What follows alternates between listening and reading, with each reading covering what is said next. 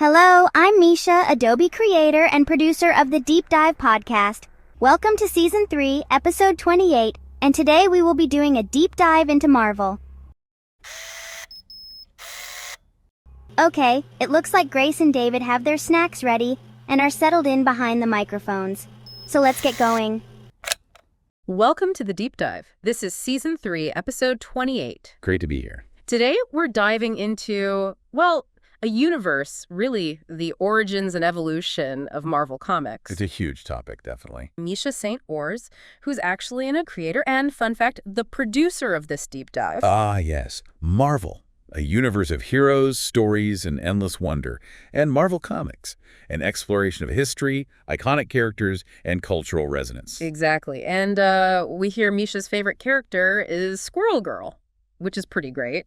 Can't argue with that choice. Underrated. Totally. So our mission today is to get beyond just the blockbuster movies, understand what makes Marvel tick, its roots, the key creators, the deeper stuff woven into the stories. Right. It's more than just fights and costumes. Much more. So where do we even begin? The very start. Let's go back to 1939. Martin Goodman. He was publishing pulp magazines, saw comics were getting popular, and founded Timely Comics. Timely Comics. Okay, not Marvel yet. Not quite.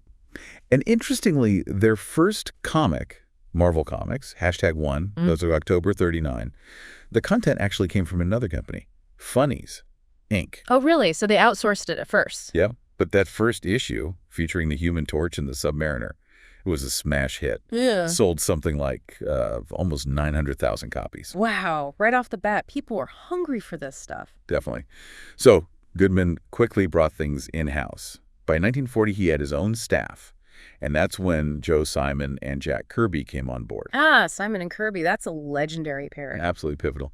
They created Captain America Comics, #1, March 41, and that cover kept punching Hitler. Iconic. Still gives you chills. And it sold like crazy too, right? Nearly 1 million copies again. It just perfectly captured that wartime feeling. Shows how comics could tap into the national mood. Goodman sounds like he had a good head for business, not just creativity. Oh, very pragmatic. He used several shell corporations, all working from the same office, probably of a business strategy. And one of them was actually called Marvel Comics way back in 1944.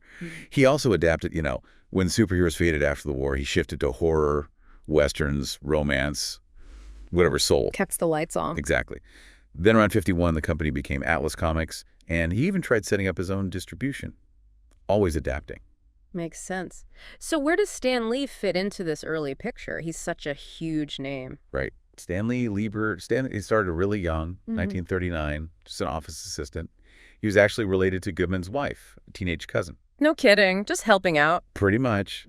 But then, late 41, Simon left, and Goodman made Lee the interim editor, just like that. Wow. From gopher to editor. That's quite a promotion. And he stayed in that role more or less for decades. Set the stage for everything, really. Okay, so we have Timely, Atlas, Cap, early Stan Lee. But the Marvel we think of, the one with the relatable heroes, the flaws, when does that happen? That big shift comes later, late 50s, early 60s. DC Comics was having success bringing back superheroes, like the Flash and Green Lantern. Competition heating up. Yeah. So Goodman apparently told Lee, go create a superhero team we can publish. And Lee teamed up with Jack Kirby again. And the result was? Trade in your boring job for a brilliant career using Adobe Creative Cloud. Start learning now with the free trial link in the description. The Fantastic Four, #1, November 1961. That's really the starting gun for what we call the Marvel Age. The Fantastic Four. What made them so different? Why was that the turning point? Well, they weren't perfect idols. They were kind of a dysfunctional family almost. They argued, they had money problems, Reed Richards was distant, Johnny Storm was hot-headed. They felt real. They had baggage, like actual people. Exactly.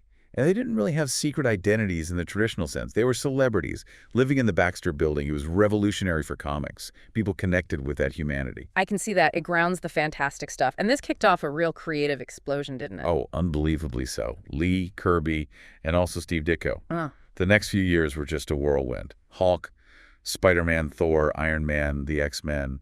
Bang, bang, bang. Just one after another. Icons. And crucially, they started building the shared Marvel universe. Characters would cross over, events in one book would affect another. It made the world feel bigger, more cohesive. Yeah, that feeling that it's all happening in the same place. You could be reading Spider-Man and maybe Iron Man flies past in the background. Right. It created this immersive tapestry. And there was a distinct Marvel style developing too. More natural dialogue, sometimes touching on social issues, even subtly. And Stan Lee's voice, right? Stan's soapbox. Oh yeah, Stan's soapbox, the enthusiastic letters pages. Yeah. It built this community feel, made readers feel like they were part of something special. Plus, consistent cover designs, the whole branding.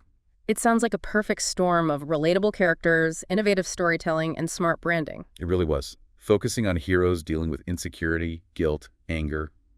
It resonated. And it worked. By 1972, Marvel had actually overtaken DC in sales. Overtaken the established giant. I know. That's huge. It cemented their place. Though, it's worth noting, the company structure changed too. In 1968, it was sold to Perfect Film and Chemical Corporation. It wasn't just Goodman's company anymore. It was becoming corporate. And a big shift. So that takes us through the birth and the boom of the Marvel Age. What happened next? Things didn't stay static, I assume. Not at all. The 70s saw diversification. Marvel branched out. Horror comics came back strong. Martial arts crazes led to characters like Shang-Chi, Sword and Sorcery with Conan the Barbarian. Following the trends again. And licensed properties became big, especially Star Wars. That was massive for them. Also, the way comics were sold started changing with the rise of the direct market dedicated comic book stores. Ah, the comic shop era begins. Right. And Marvel adapted. Then in 78, Jim Shooter became editor-in-chief. He brought a lot of professionalism, maybe some controversy too, but definitely creative energy. What kind of things did he oversee? Well, he formalized things like creator royalties, which was a big deal. He launched the Epic Comics imprint for creator-owned work, and he really pushed big company-wide crossover events. Like Secret Wars. Exactly. Marvel Superhero Secret Wars in 1984 was huge, designed partly to sell toys, but it set a template. Those crossovers became a staple. But the late 80s, early 90s, that was the speculator boom, right? Hologram covers and crazy sales numbers. Things got overheated, collectors buying multiple copies, thinking they'd retire on them. It was unsustainable. And it led to a market crash. Ouch. Did that hit Marvel hard? Very hard. Compounded by some, let's say, questionable business decisions, like buying their own distributor, Heroes World, in '94.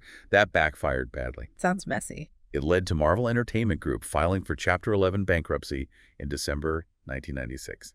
Dark time. Bankruptcy. Wow. How did they pull out of that? Through a merger with Toy Biz, Isaac Perlmutter's company, in 97-98, that formed Marvel Enterprises, and they started rebuilding. So a near-death experience. What did the comeback look like creatively?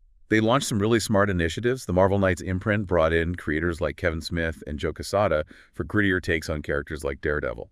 Oh yeah, Marvel Knights was fantastic. Then the Max imprint for mature readers. And maybe most significantly, the Ultimate Marvel line in the early 2000s. Modernized reinterpretations of their biggest heroes. Ultimate Spider-Man was huge. A fresh start for new readers without decades of continuity. Exactly. And all this happened alongside growing success in movies, the X-Men films, Sam Raimi's Spider-Man, which eventually led to Marvel Studios deciding to make their own movies. Iron Man 2008, the game changer. The absolute game changer, birth of the MCU. And then not long after, in 2009, Disney bought Marvel Entertainment.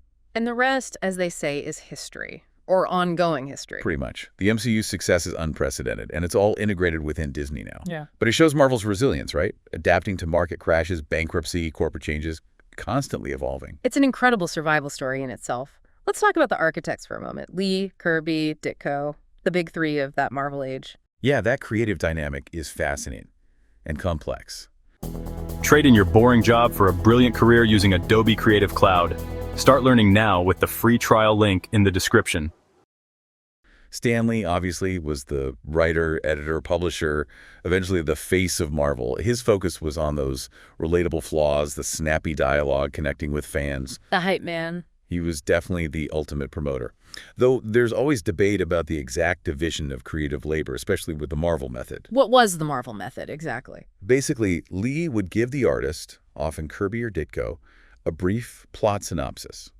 The artist would then draw the entire story, pacing it out, figuring out the panel-to-panel storytelling. Then it went back to Lee, who'd add the dialogue and captions. So the artist was doing a lot of the narrative heavy lifting. A huge amount, especially someone like Jack Kirby the King. His dynamism, his crazy designs, his sheer storytelling power shaped the look and feel of Marvel. He contributed massively to plotting and character creation. But felt he didn't always get the credit later on. Exactly. That's the tragic part of his story, the frustration over credit and compensation. And then there's Steve Ditko, co-creator of Spider-Man and Doctor Strange. Very unique, kind of eerie art style. And he apparently plotted Spider-Man almost entirely himself for a long time using the Marvel method. Yeah, Ditko had immense input on Spider-Man's stories and character. He was also deeply influenced by objectivist philosophy, which eventually led to his departure from Marvel. Yeah. A very principled, very private figure. So this method, while producing amazing results, also created ambiguity about who created what. Exactly. It fueled decades of debate about creator rights, credit, and compensation in the comics industry, issues that still resonate today. But the impact of that Lee Kirby-Ditko collaboration is just undeniable. Absolutely foundational. Okay, maybe we can briefly touch on some of those icons they created. Just quick highlights. There's Spider-Man, Peter Parker. Radioactive Spider, Uncle Ben's death. With great power comes great responsibility. The ultimate relatable teen hero juggling life and heroics. Classic Iron Man. Tony Stark. Genius billionaire. Builds the armor to save his own life after an injury. Inspired partly by Howard Hughes. Tech, responsibility, ego. Captain America. We mentioned his debut. Steve Rogers. Super soldier serum in World War II, frozen, revived in the Silver Age by Lee and Kirby. He becomes the moral compass grappling with patriotism in different eras. The Hulk. Bruce Banner. Gamma bomb accident. Transforms when angry. The duality of man, the monster within. Raw power and tragedy. Thor. Norse god of thunder, banished to Earth.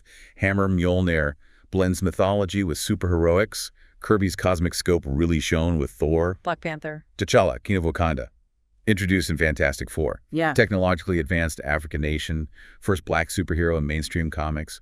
Huge cultural significance. Represents excellence, Afrofuturism. Captain Marvel. The Carol Danvers version is prominent now. Right. Originally Mrs. Marvel, her powers came from Kree tech, though origins get retconned, as they do. Journey of empowerment, finding her strength, became a central figure. The X-Men. Mutants, born with powers, facing prejudice. Professor X's dream of coexistence versus Magneto's mutant supremacy. A powerful allegory for civil rights, marginalized groups, themes of identity, belonging. And gotta mention the first family again, the Fantastic Four. Marvel's first Silver Age team. Got powers from cosmic rays. More about family exploration, science fiction vibes than just crime fighting. It's an incredible roster. And you mentioned themes, social commentary. That seems key to Marvel's DNA too, doesn't it? Grounding the fantastic in reality allows for that. Very much so. The X-Men are probably the most famous example, that clear parallel to the civil rights movement and prejudice against minorities. You can't really miss that allegory. Right. But also Black Panther, exploring colonialism, identity representation, Captain America questioning government and authority, especially in the 70s post-Watergate era, even newer characters like Mrs. Marvel, Kamala Khan, exploring her Muslim American identity. So it's not static, the commentary evolves with the times. Definitely. Marvel, at its best, holds up a mirror, using these extraordinary characters to explore very real human and societal issues. Which brings us almost full circle to Marvel's global reach today, largely thanks to the MCU. Yeah, there were cartoons and things before building recognition, but the Marvel Cinematic Universe, started with Iron Man in 2008, just changed everything. At interconnected storytelling, but on a massive cinematic scale. Unprecedented. Films, TV shows, all feeding into each other.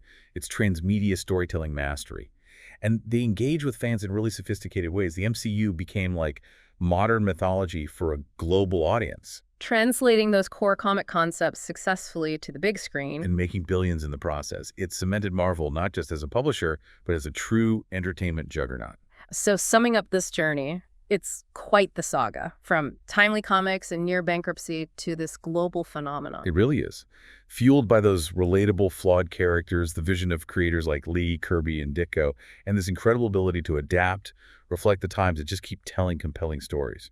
Understanding this history really adds layers to appreciating the comics, the movies, everything Marvel today. It's not just popcorn flicks. There's a rich, complex history underneath. Exactly. This deep dive just scratches the surface, but hopefully gives you a solid foundation. Absolutely. We'll see you next time. See you later. And that's a wrap on this deep dive. I'm Misha, and let me send out a huge thank you for listening.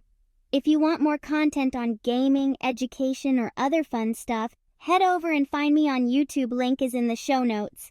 Thanks again for tuning in, and I'll catch you on the next deep dive.